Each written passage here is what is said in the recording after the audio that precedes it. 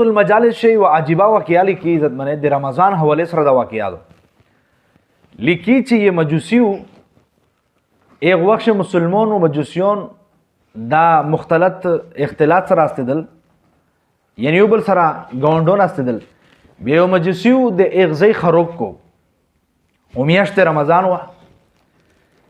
به د مجوسی ته د دغزی د خروق خوند نکویر ځکه چې ورته ویل چې مسلمان د دغه میاشتې د رمضان رژان سي احترام یې تو ویل نه کوي تو ویل سره عام خروق کوي که خروق کوي خو په پټه باندې کوي ویلې کوي د سیاجبا مسلمانانو ته دوک ویل رسوي دا خبره کله ورته وکړه وخت لري د دا مجوسی چې کیمو دا سړی انتقال یو دنیا نه لړو چې دنیا نه کله درې عزت منه په یغزوی شو یو بزرګو په خیب باندې د مجوسی ویني په خیب باندې ورغی الله رب العزت عجیب عجیب بوغینه ور کړی دی الله رب العزت خلی جنتینه ور کړی دی الله رب العزت عجیب مقام و مرتبه ور کړی دی اس د بزرګ په خیب شه کلام ور سره کوي او ته چې مجوسی تو ته الله رب العزت ایمان نو در نصیب کړه تو خو کلمان و ویلیه رب العالمین د مقام او د مرتبه سره در کړی دی الله رب العزت د بوغینه سره در کړی دی الله رب العزت د بوغیچه سره در کړی دی دا سرنګ د نعمتینه څه شي دي زه خو ته په جنته شوینه په سرزاب شاداب بوغې شه دی وینه الله اکبر عجیب جواب یې ورک ورته ویل چې بالکل زه مجوسیو دمو په سینا شه ایمان نو مو د اسلام کلمان ویلې مو احکامات نه دي کړی لیکن یو ورځ رمضان المبارک میاشت وا یو ورځ دمو بچی د رمضان په میاشت سره عام خروق کو ا بچای مې روغشت وډان ډیپټ مې ورک سپک مې ک اور ته مل چې بیا د سونه کې دا مسلمان ته دکتا